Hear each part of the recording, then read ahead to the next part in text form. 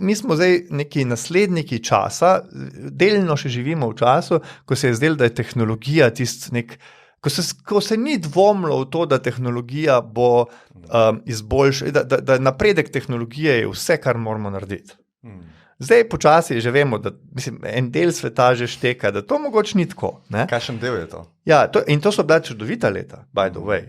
Jaz nočem tega skepticizma. Jaz sem velik fan, jaz programiram in uživam v novih računalnikih in gadgetih in tako naprej, ampak kljub temu mi je jasno, da tehnologija je imela nek razvoj od recimo 100 let, od 1860, 100-130 let, in da zdaj večina nove tehnologije je popolnoma nekoristne. Ne? Popolnoma nekoristne. Tisto, ko je prišel Steve Jobs, pa ne vem, kdo zdaj pride, Cook, kdo pa reče, we will revolutionize the whatever. Kar je bilo revolucija, je pralni stroj bil, ali pa ne vem, elektrarna, ali pa elektrika. To je popolnoma spremenilo naše življenje. Plastika, vse to.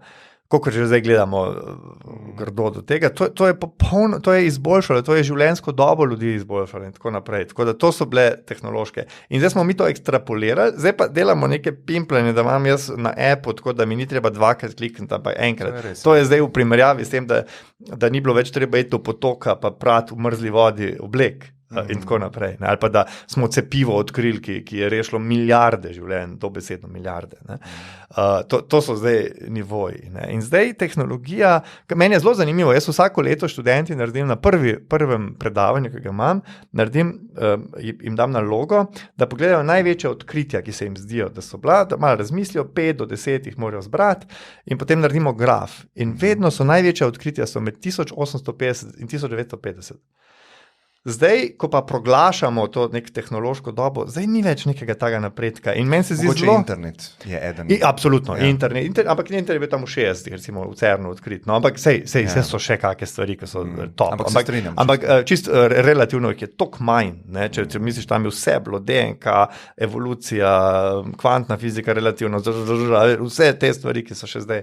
Tako da, in tudi ne vemo, mogoče zdaj sam nek nižek, pa bomo spet nazaj prišli. Ampak vsekakor se mi zdi veliko večja možnost, da je tisto, kar nas res čaka, pa čemur se izogibamo k hudič križa, je, da bi svojo zavest začeli ekspandirati. Da bi začeli mi delati na prvoosebnem, na zavesti. Ne. Ta tehnološka napredek je bil odličen in jaz absolutno nisem ludist, je mogoče je pač temelji na tem, čemur sem prej rekel, naravna naravnanost, da pozabimo, da je zavest. Ne. In zdaj smo recimo malo žrtve tega. Ne.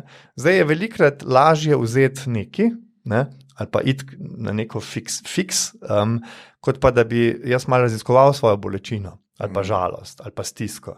Lažje je nek antidepresiv vzeti, lažje je tehnološko od zunaj poskrbeti za to, to je nekaj zelo nenavadnega v teh časih, da bi rekel, zdaj, si bom pa en mesec vzel, pa zdaj imam globoko žalost in bom jo si ogledal. Ne? In zdaj bojo skočili moji kolegi psihiatri in rekli, včasih je to nujno in seveda je. Jaz nočem zdaj reči, da absolutno nič proti vsem tem čudovitim zdravilom, ki so jih odkrili. Ampak nekako je to zdaj prevalentna strategija naša, da tehnološko probamo rešiti probleme, ki bi jih mogoče sprememba zavesti rešila. In Nick Bostrom, on je tipičen, on je rekel enemu meditatorju, you're so human. Moš posthumanistik gledati. Ne?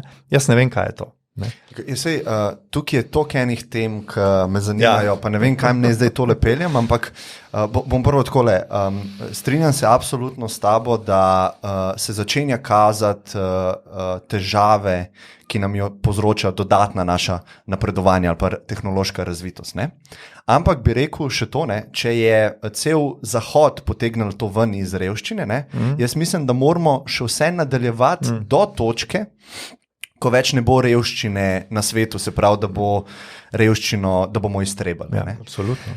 Pol tam se pa lahko začnemo spraševati, a je BDP res najboljši način merjenja uspeha naše civilizacije? Ker mislim, da je to čisto noro. Ja. Se pravi, konstantni napredek, konstantne nove stvari, tako kot si rekel, novi iPhone-i, novo vse. Se strinjam. Kako gledaš na...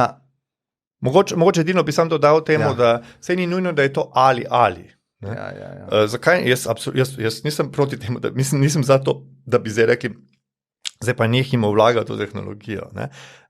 Sem pa zato, da bi rekli, a nam nova, recimo ta konkreten nov tehnološki, karkoli že.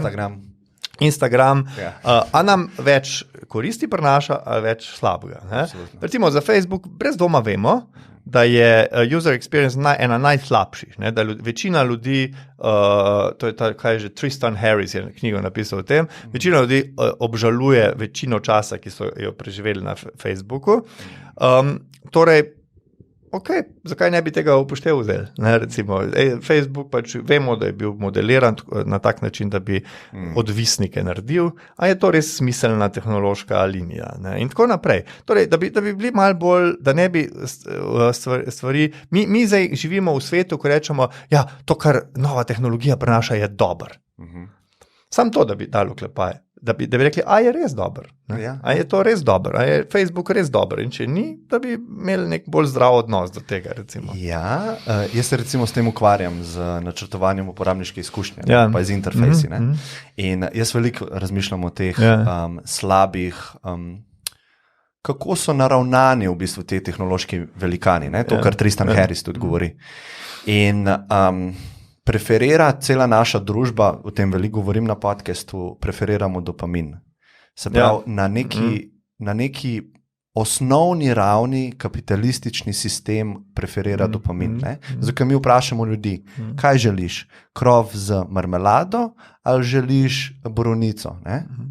In naš evolucijski ustroj bo izbral krof. In kapitalizem reče, ljudje si želijo krof, to je dobro, oni bojo bolj srečni. Ne? In tukaj razpade cela naša v bistvu well-being ali pa v bistvu to hlastanje za blaginjo, ki bi mogel biti glavni cilj. Ne? In dokler imamo kle naravnan tako v tem sistemu, jaz mislim, da bomo imeli take probleme. Absolutno.